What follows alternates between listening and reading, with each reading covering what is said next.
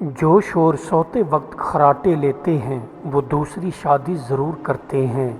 جس کی بیوی کے ماتھے پر پسینہ زیادہ آتا ہے وہ دولت مند کر دیتی ہے۔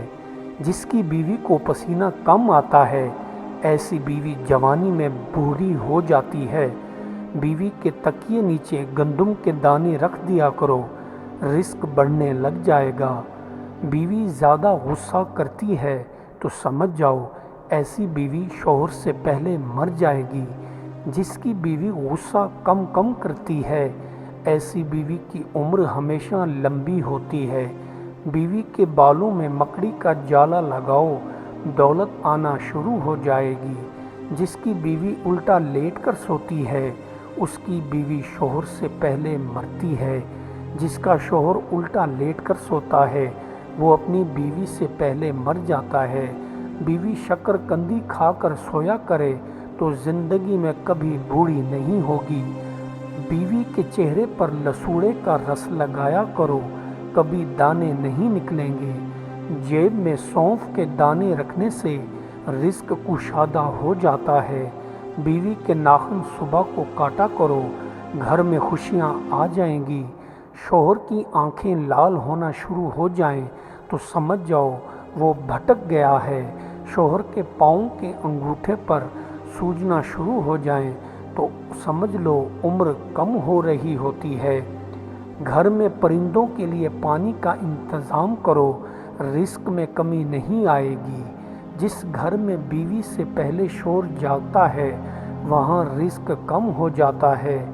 دہی کھا کر بیوی کے پاس جایا کرو، بیوی جڑواں بچے پیدا کرے گی۔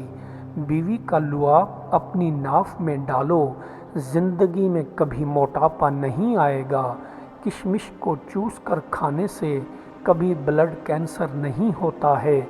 مکھن میں سونف ڈال کر کھایا کرو، زندگی بھر کبھی مرگی کا دورہ نہیں پڑے گا۔ انگور کھا کر سویا کرو، زندگی بھر کبھی پیشاب پیلے رنگ کا نہیں آئے گا۔ سونے سے پہلے لیموں پانی پی لیا کرو، رات کو ڈراؤنے خواب نہیں آئیں گے۔ سوتے وقت آلو ابال کر کھایا کرو، وزن کبھی بڑھے گا نہیں، ہمیشہ دبلے رہو گے۔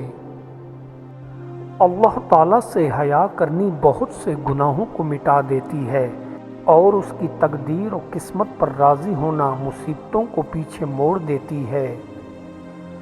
محبوب اور محبوبہ ایک دوسرے سے اس لیے نہیں اکتاتے کہ وہ ہمیشہ اپنے ہی بارے میں بات کرتے رہتے ہیں۔ جس نے موت کا راز جان لیا وہ زندگی کے انقلابات سے متاثر نہیں ہوتا۔ جس نے زندگی کا راز جان لیا اس کی کار فرمائیاں محسوس نہیں کر سکتی۔ جس نے اپنی حقیقت کو پہچان لیا اسے حقیقت کی سمجھ آ گئی۔ جو انسان زمانے کی صلح پر مغرور رہتا ہے وہ آخر مصائب کے صدمات برداشت کرتا ہے، اور جو انسان اس کے حوادث سے عبرت کا سبق حاصل کرتا ہے وہ اس کی صلح پر کبھی بھروسہ نہیں کرتا۔ گفتگو میں اختصار سے کام لو، کلام اتنا ہی مفید ہوتا ہے جتنا آسانی سے سنا جا سکے۔ طویل کلامی گفتگو کا کچھ حصہ ذہنوں سے ضائع کر دیتی ہے۔ اکثریت کو صداقت آشنا کیا جائے، اس میں حق گوئی اور بے باکی پیدا کی جائے، یہ مرحلہ طے ہو جائے تو جمہوریت سے بہتر کیا ہو سکتا ہے۔ اس دنیا میں ہماری تلخیوں کی ایک بڑی وجہ یہ بھی ہے کہ ہم آپس میں ایک دوسرے کے ساتھ مفاہمت نہیں رکھتے۔ حسن براہ راست فطرت میں یا نفس اشیاء میں موجود ہوتا ہے اور ہر قسم کے تاریخی عوامل سے آزاد ہوتا ہے اور ہمارے قصورات اور مشاہدات یا جذبات کا پابند نہیں ہوتا۔ اگر زندگی کے باغ سے غم کے کانٹے چن لیے جائیں اور وہ سراپا گلدستہ مسرت بن جائے تو ایسی زندگی دوزخ سے بھی بدتر ہوگی۔ کام کرنے سے پہلے اچھی طرح سے سوچ لیا کریں، پھر کام کا آغاز کریں تاکہ غلطی سے بچا جا سکے۔ بصیرت حاصل کرنے کا سر غور و فکر اور علم کا سر حلم و بردباری ہے۔ دوسروں کے ساتھ اچھا سلوک زیادہ وہی نبھا سکتا ہے جو خود مصیبتوں میں رہ چکا ہو اور درد سہ چکا ہو۔ جو بڑے لوگ ہوتے ہیں وہ اکثر چھوٹی بات کر کے بھی بڑے ہی رہتے ہیں، اور بعض اوقات چھوٹا آدمی بڑے کام کر کے بھی چھوٹا ہی رہ جاتا ہے۔ بلا شبہ دنیا ایک باغ ہے، سبز باغ جو لوگوں کے دلوں کو لبھاتی ہے، اور اس کی طرف بہت سے لوگ جھک جاتے ہیں۔ پس تم دنیا سے دل نہ لگاؤ اور نہ ہی اسے مضبوطی سے تھامو۔ یہ مضبوط محکم چیز نہیں۔ جان لو کہ دنیا کسی کو نہیں چھوڑتی سوائے اس کے اس کو ہمیشہ کے لیے خود سے دور کرے اور چھوڑ دے۔ انسان اس عمر پر کس طرح خوش ہوتا ہے جو گھنٹوں کے گزرنے سے گھٹتی جاتی ہے، اور جسم کے سلامت رہنے پر کیوں کر مغرور ہوتا ہے جو جہان کی آفتوں کا نشانہ ہے۔ انسانوں کو فطرت نے ایک جیسا پیدا نہیں کیا، لہٰذا انہیں برابری کا درجہ دینا فضول ہے۔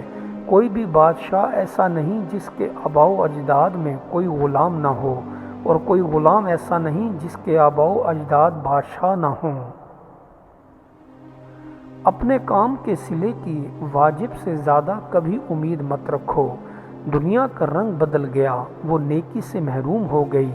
کوئی نہیں جو ظالم کو ظلم سے روکنے کی جسارت کرے۔ حکما کی مجلس اور ہم نشینی دلوں کی حیاتی اور جانوں کی شفا کا موجب ہے، اور جو بندہ توجہ میں تاخیر کرتا ہے اسے بہت بڑا خطرہ درپیش ہے۔ باطل کا ساتھ دینے والے اور حق کی حمایت نہ کرنے والے ظالم بربادی سے بچ نہیں سکتے۔ ظالم پر رحم کرنا اپنے اوپر ظلم کرنے کے مترادف ہے۔ اس دوست کا گلہ کر رہے ہو جو دھوکہ دے گا، گلہ اپنی عقل کا کرو کہ دھوکہ دینے والے کو اپنا دوست سمجھ رہے ہو۔ یار شاطر بار خاطر ہوتا ہے۔ عوام کے نزدیک ایک مردہ جسم کو زندہ کرنا بڑی بات ہے، اور خواص کے نزدیک قلب روح کو زندہ کرنا بڑی دلیل ہے۔ دولت مند وہ نہیں جس کے پاس ہیرے جواہرات اور دولت ہو، بلکہ اصل دولت مند وہ ہے جس سے باقی سب لوگ محفوظ اور راضی ہوں، یعنی اس کا اخلاق اچھا ہو۔ یتیم وہ نہیں ہے جو والدین کے سائے سے محروم ہو گیا، بلکہ یتیم در حقیقت وہ ہے جو اخلاق کی نگرانی سے محروم ہے۔ ہمیشہ دوسروں کی حوصلہ افزائی کرو۔ غلطی کی اصلاح مطلوب ہو تو کہو کہ اس کا دور کرنا آسان ہے، اور جب کوئی کام دوسروں سے لینا مقصود ہو تو کہو کہ وہ بہت سہل ہے۔ انسان پریشانی سے دوچار نہ بھی ہو تو پریشانی سے آشنا ضرور ہوتا ہے۔ انسان اپنی حالت کو بہتر بنانے کے لیے جب پریشان ہوتا ہے تو حالت بہتر بنانے کی صلاحیت سلب ہو جاتی ہے۔ ہم بوجھ اٹھائے پھرتے ہیں دوسروں کا، اور پھر کچھ دور جا کر ہم سار بوجھ اتار پھینکتے ہیں اور خاموشی سے کسی نامعلوم دنیا میں گم ہو جاتے ہیں۔ دانا آدمی کی یہ پہچان ہے کہ وہ ارد گرد ایسے لوگوں کو جمع کر لیتا ہے جو خوش آمدی نہ ہوں اور جو اسے اس کی غلطیوں پر ٹوکتے ہوں۔ جو انسان اپنے سے زیادہ طاقت رکھنے والے کے ساتھ مقابلہ کرتا ہے وہ اپنے کو تباہ کرنے میں دشمن کی مدد کرتا ہے۔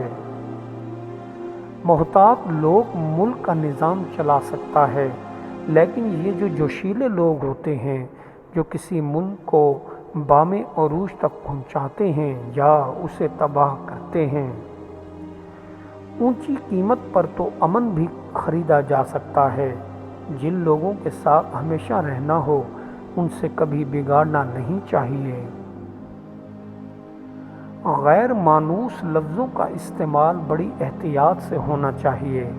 اگر غیر مانوس لفظوں کا بے محل استعمال ہو یا استعاروں کی بھرمار ہو تو ایسی زبان لفظوں کا ملغوبہ بن کر رہ جائے گی۔ مذہب نے انسان سے بڑے بڑے مظالم کا ارتکاب کروایا ہے۔ انسان ذہن و جسم کی کتنی ہی عظمتیں حاصل کر لے، لیکن روح اور اخلاق کی ادنا سے ادنا پاکیزگی بھی حاصل نہیں کر سکتا۔ کائنات کی وسعتوں میں میری مثال اس بچے کی سی ہے جو سمندر کے کنارے کھیل رہا ہو۔ مجھے اپنے ساتھیوں کی نسبت کوئی خوبصورت سا یا گنگا مل جاتا ہے۔ جو کام تم لوگوں کے سامنے کرنے سے شرم محسوس کرتے ہو، اسی میں بہتری ہے کہ تم اس کام کو تنہائی میں بھی سرزد نہ کرو، ورنہ جہالت کے کنویں میں جا گرو گے۔ دولت بیوی کے بدن میں ہے، بیوی کے اس حصے کو پکڑ کر مسل دو، دولت سے مالا مال ہو جاؤ گے۔ چہرے کے دانے اور تل کو